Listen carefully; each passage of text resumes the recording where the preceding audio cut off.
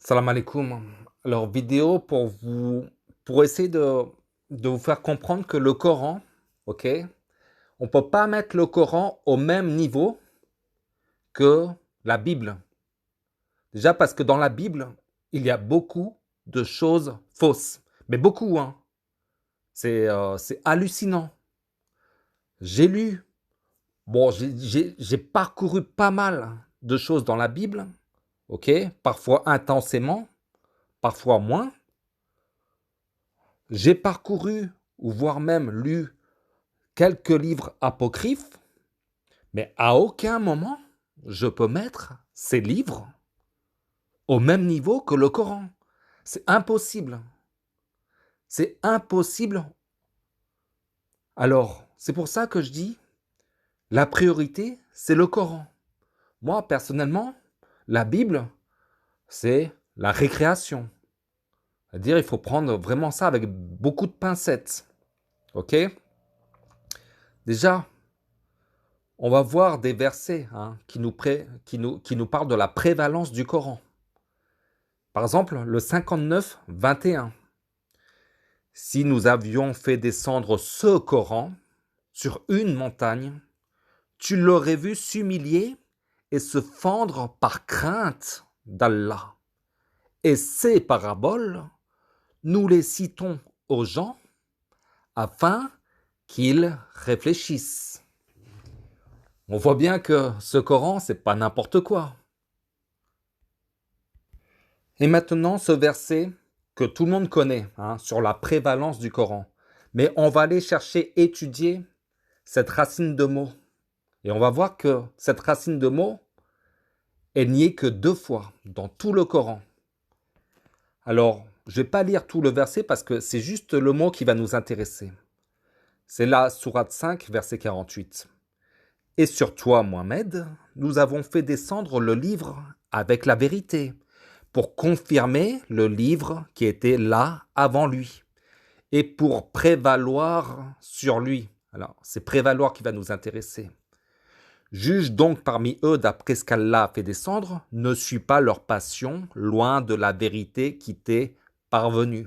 Donc la vérité qui est parvenue au prophète Mohammed, c'est le Coran. Et dans tout le Coran, Dieu lui demande de suivre que le Coran et de juger d'après le Coran. Ok? Et on va voir que ce Coran domine, contrôle les autres livres. Les autres livres, au regard du Coran, c'est presque pas grand-chose. Pour essayer de confirmer ce que je dis, on va essayer de voir justement ce mot prévaloir. Alors, c'est tellement, euh, disons que c'est pas mal traduit, mais prévaloir, c'est le mot est trop faible. Vous voyez, l'intensité est très très faible. Donc, voilà, le 5,48, ils ont traduit par gardien. Ok? Donc, c'est la racine de mot ha min nun. Et la deuxième fois où il se trouve en racine de mot, c'est au verset 59, 23. Le même verset, ou plutôt la même sourate où se trouve la parabole sur la montagne qui s'humilie par crainte d'Allah. Et c'est le verset 59, 23. Et on voit que c'est un verset qui parle des attributs d'Allah. Donc, ce terme, il est assez puissant, je veux dire, il est assez haut. Alors, le verset, c'est 23. C'est lui Allah, nulle divinité autre que lui, le souverain, le pur, l'apaisant, le rassurant, le prédominant. Ça va être le terme là, prédominant. Le tout-puissant, le contraignant, l'orgueilleux, gloire à Allah. Il transcende ce qui lui associe. Donc, ce terme, hein, la racine de mot, c'est le prédominant qui prévaut. Alors, j'ai fait pas mal de recherches sur ça depuis quelques jours. Et par exemple, dans la traduction de Sam Gerrans, dans les notes, il met que c'est le terme mu'aymin. Pour lui, c'est à base de qui protège, qui master, c'est le maître, qui contrôle au-dessus, qui a un contrôle. Donc le Coran a un contrôle sur les autres livres. On va voir ici, comme il n'y a pas de consensus et il y a beaucoup de traductions diverses, on va essayer de voir plein de choses, ok, ensemble. Donc, on a vu que eux, ils traduisent par gardien. Donc, c'est plus le gardien dans le sens, il garde, il contrôle. Donc, on a vu la traduction Amidullah. Maintenant, on va voir la traduction Rachad Khalifa. Pour lui, c'est il supplante, ok. Et il y a aussi, il n'y a pas que lui qui dit que ça supplante. Le droit chemin, c'est plutôt qui prépondérant sur lui. Monotheist Group, c'est le remplace, carrément. Et nous avons envoyé le livre avec la vérité, authentifiant ce qui est entre vos mains du livre et le remplaçant. Et dans la traduction des mots arrangés, c'est alors, certifiant ce qu'entre ses mains provenant de la prescription et ayant autorité sur cela. Ayant autorité sur cela. Donc un contrôle, une prépondérance. Allez, on va même aller voir quelques traductions ou quelques explications sunnites, parce que je vais vous dire la vérité, hein, les explications sunnites, parfois, c'est les meilleures. C'est les meilleures. Après, je dis, il ne faut pas suivre la sunna et les hadiths, mais les explications, les interprétations sunnites, je suis obligé de l'avouer que ce sont parfois les meilleures. Bon, Al-Mu'aymin, le prédominant, le protecteur, le gardien, hein, c'est bien un attribut d'Allah, hein. Attention, hein. Parce que ça commence par Al, ok. Celui qui assure la sécurité et la paix par sa surveillance, son contrôle des êtres et des choses. Celui qui étend sa protection, celui sous lequel on peut s'abriter, celui qui par sa surveillance domine la création et en assure tous les aspects, celui qui connaît tout et celui auquel rien n'échappe à sa volonté. Il est celui qui accorde et assure le bien-être, celui qui étend sa protection sur toute la création, celui que est toujours aux aguets, c'est mal écrit, celui qui offre la paix et la sécurité et proclame la vérité. Donc on voit bien que c'est comme un terme assez fort, hein, et c'est accolé à la fonction du Coran par rapport aux autres livres.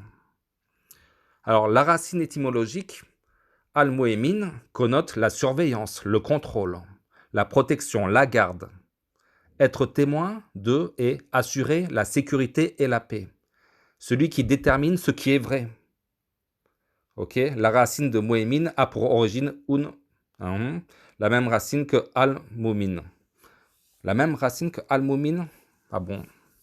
Bon, bah, je sais pas. Ça, je peux pas trop m'avancer. Il y a des choses que je comprends pas tout, mais voilà, je vous dis, personnellement, quand j'ai fait ces recherches, je me suis dit, c'est vraiment. On sait que le Coran, ça n'a rien à voir avec les autres livres, mais il y a une puissance. Et en plus, nous sommes. Chaque personne juge d'après ce qu'on lui a donné à sa communauté. Nous faisons partie de la communauté du livre, le Coran. Alors, je vous ai montré que dans la traduction de Sam Gerrans, lui, il utilise la traduction Control over it. Alors, le Coran a un contrôle sur les autres livres. Et on va essayer de voir c'est quoi vraiment la définition de contrôler. Ok. Contrôler, pratiquer un contrôle, surveiller, examiner, vérifier, surveiller. Bon, ça c'est en anglais. Sens numéro 2. Maîtriser, dominer, avoir le pouvoir sur. Ok. Synonyme, dominer, régner, contenir, maîtriser. On voit que ça se rejoint. Hein? Sam Gerrans nous parlait de master, de la maîtrise. Ok. Maîtriser, contrôler. Et pour finir, j'aimerais vous donner une image sur l'importance du Coran sur les autres livres. Parce que, franchement, dans les autres livres, surtout, par exemple, quand vous lisez Paul, l'apôtre Paul, il contredit carrément Jésus-Christ. L'apôtre Paul, par exemple, c'est un idolâtre de Jésus-Christ. Alors, dans la Bible, hein, c'est les derniers livres de la Bible, à part il y a Révélation, c'est-à-dire l'Apocalypse de Jean. Mais c'est les plus belles paroles de toute la Bible. C'est que du bisounours. Ok, Paul? Mais par contre, il y a beaucoup de douilles. Ok, il dit que pour être sauvé, il faut croire en Jésus-Christ. Hein? Alors que Jésus, il a jamais dit ça, tu vois. Donc c'est quand même, c'est chelou, hein. Il y a des trucs chelous dans la Bible. On sait que, par exemple, dans la Bible, et c'est marqué que Salomon, il a fait des trucs et tout, pas bien, il a été plus ou moins mécréant, alors que le Coran dit que non, non, non, ce sont les diables qui ont inventé ça, tu vois. Donc, il faut faire super gaffe à la Bible. Et puis, par exemple, je vais prendre un exemple sur le Coran. Est-ce que le Coran nous parle de circoncision? Peut-être à l'époque, des, c'était valable la circoncision. Enfin, j'en sais rien, peut-être que c'était une pratique plus ou moins païenne, hein, mettre le prépuce sous un arbre et je sais pas quoi. Moi, j'ai entendu plusieurs théories. Mais par contre, moi, en lisant que le Coran, est-ce que j'ai le droit de pratiquer la circoncision à un enfant en lisant que le Coran? Non, non, non. Vous voyez, la- la- quand je lis le Coran, l'esprit coranique, je lis le Coran, je ne vois pas de circoncision. C'est mon livre.